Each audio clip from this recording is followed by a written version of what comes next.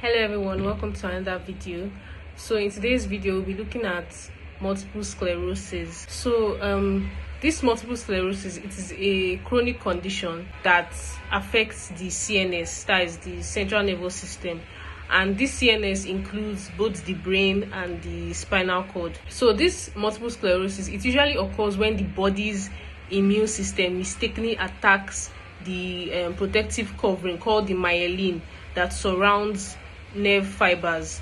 So this usually disrupts the flow of messages between the brain and the rest of the body. So multiple sclerosis, it can cause a wide range of symptoms such as weakness, fatigue, vision problems, numbness, and difficulty with coordination.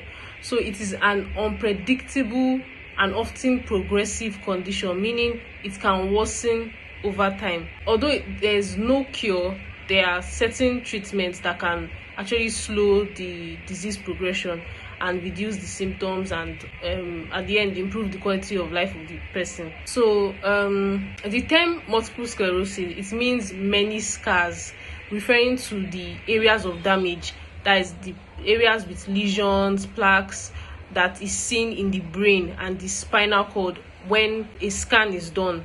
So it typically affects young adults between the ages of 20 and 40, and it is more common in women than men.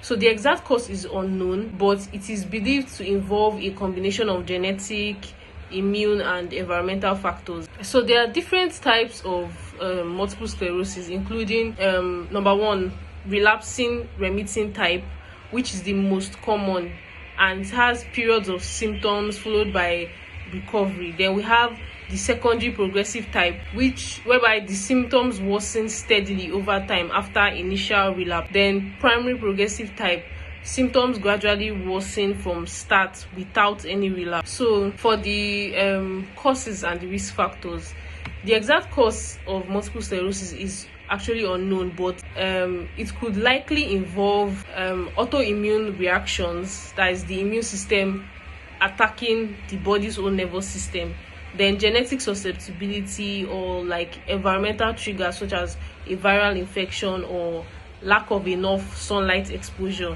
And the risk factors, like I said, is more common in females compared to males.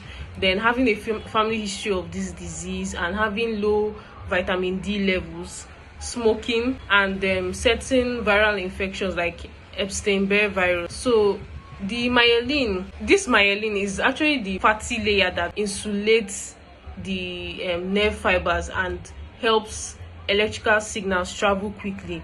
So in the case of multiple sclerosis, this myelin is damaged, and over time the nerves themselves may also become damaged. So these damaged areas, they cause scars or plaques which interfere with how signals are sent through the nervous system.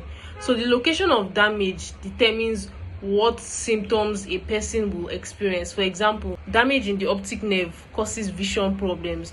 Then if there's damage in the spinal cord, they may cause numbness or weakness in the limbs. So for the symptoms vary widely, and it may change over time.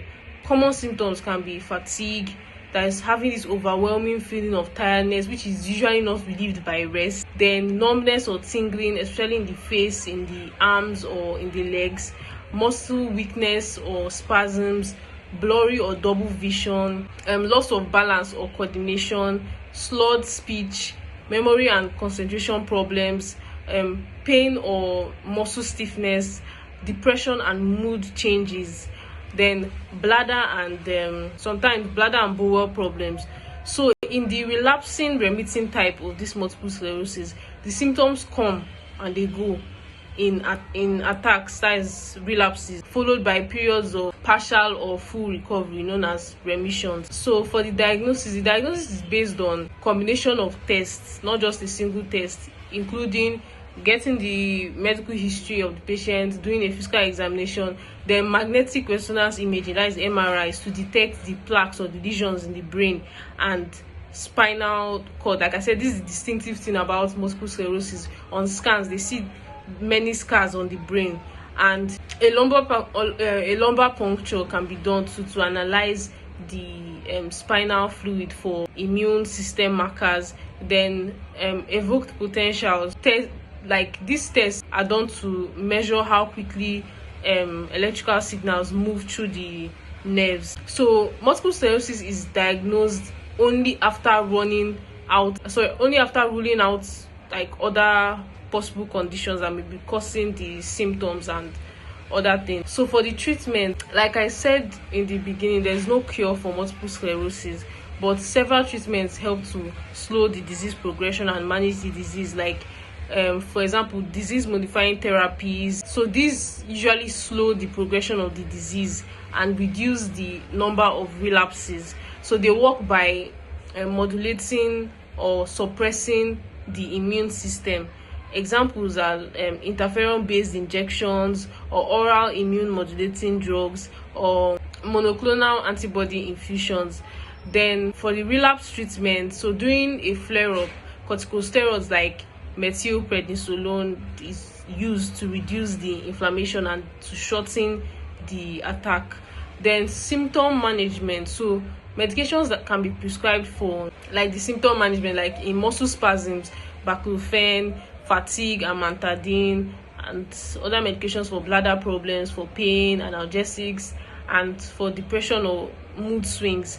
Then rehabilitation, so physiotherapy is usually encouraged to maintain mobility, then occupational therapy to assist daily activities, speech therapy if the speech of the person is affected or swallowing is affected, then cognitive therapy to help the memory and thinking issues if the person has one. So people with multiple sclerosis, they benefit from regular exercise, the one that they can tolerate, and balanced diet to maintain their strength and the immunity, adequate rest, support groups, and other mental health counseling. Then they should also avoid heat and stress, because stress could worsen the symptoms of this multiple sclerosis. And then sometimes vaccination too, with advice from doctors to prevent infection. So in summary, multiple sclerosis, it is a long-term disease